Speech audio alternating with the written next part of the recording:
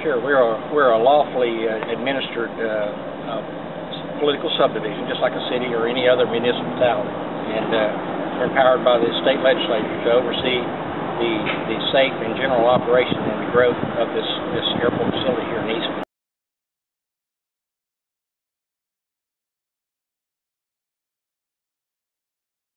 Well, we're a little in the dark with what he's actually trying to do, because there's been no public hearings on this. To the best of our knowledge, there's been no city or county open public hearing meetings on this. We know for sure that there's been no airport authority meetings. In fact, we've been a governing board here for the last 3 years, and Representative Pruett has never attended one of our meetings, and we were further dismayed when he would take actions like this. When 28 of the 36 months, he had an appointment that was enabled to him to fill, and he chose to leave it vacant. He has filled it now, and he gave us a very qualified candidate.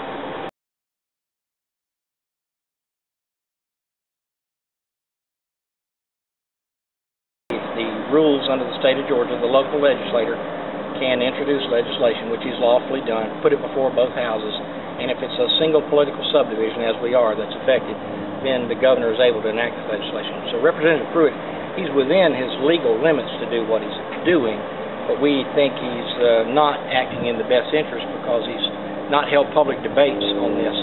And for example, yesterday we were in court, and House Bill 636 was actually introduced by the Dodge County Attorney, John Harrington, and part of the ex parte stand-down order for the airport to stand down other than day-to-day operations included not entering into any future long-term agreements.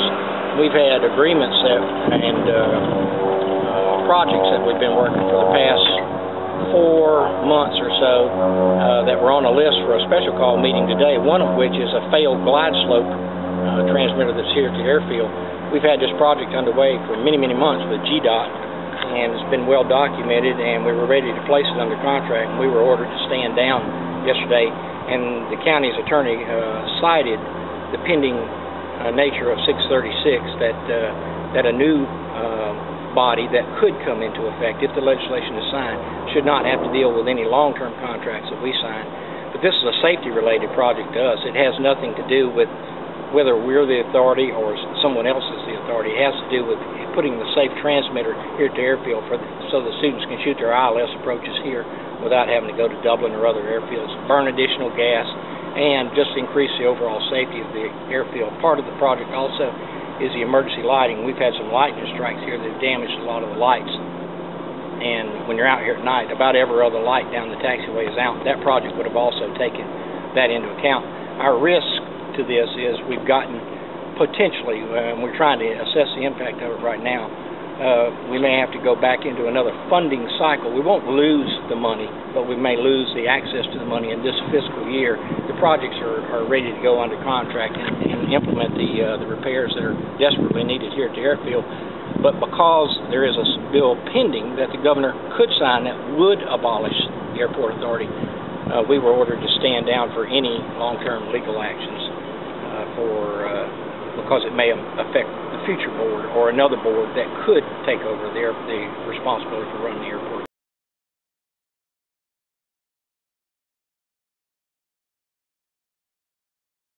Our biggest concern is, again, the lack of public hearings. We've seen no transition plan to transition the many, just for example, like the project.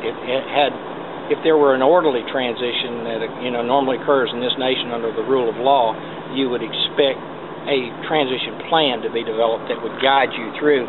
We've got this going and that going, and you need to work through those things one by one and figure out how you're going to do it.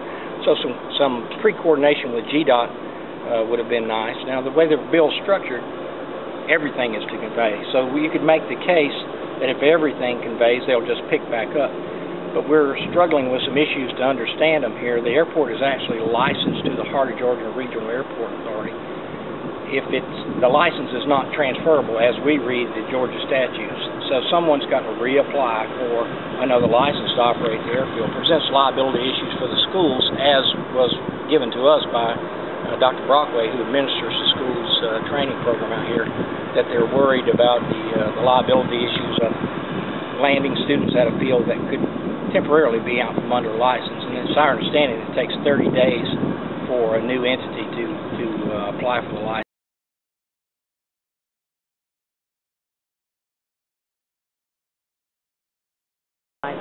Well, we would immediately stand down and respect the governor's signature, of course, and but immediately the Economic Development Authority would be in charge of running the airport. The day-to-day impacts of landing aircraft, that will still occur. It's the more long-term things, such as the projects that we've had underway, that would be most immediately impacted, and those will have to just be reassessed by GDOT to see how they would fall in the funding lines and the sequence to continue those projects.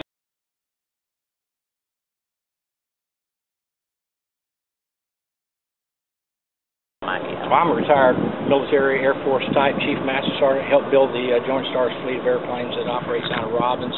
We have a diverse board. Some of them are pilots. Our Vice Chairman, Mr. John Clements, who's here today, he is a pilot, been on the board. He's a standing member of the board that's been the longest. But we have a diverse background.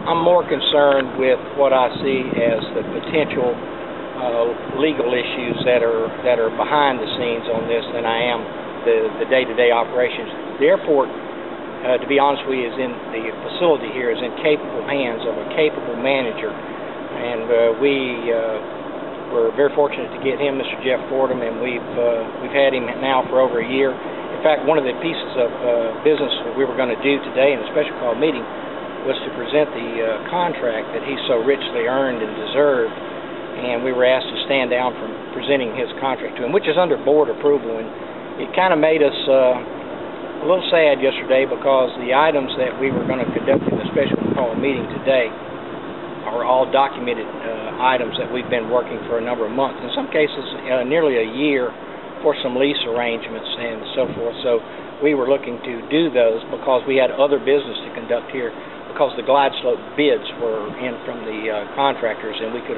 could kind of kill two birds with one stone, conduct a special call meeting, accept those bids. And the reason we were after it yesterday is that, one, the ads on the sale of the Riverland, they were up. Plus, I've been in Washington for several weeks working for Lockheed, and was going to have to go back potentially next week, so we needed to get a meeting in while I was in town with the full board.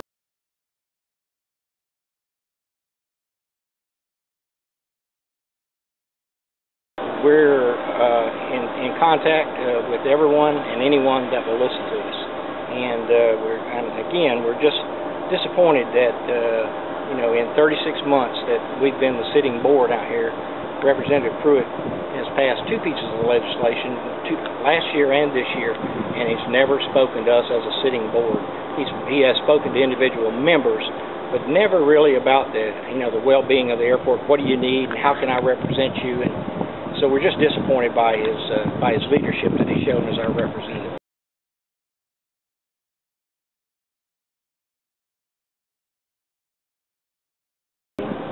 Well, I can't speak to that. There are some cities and counties that administer airport under their charters, but when we approached GDOT about the transfer of an airport authority to an economic development authority, we were told that was new ground, that they had never seen that done, and they would just have to go step by step to see where that led.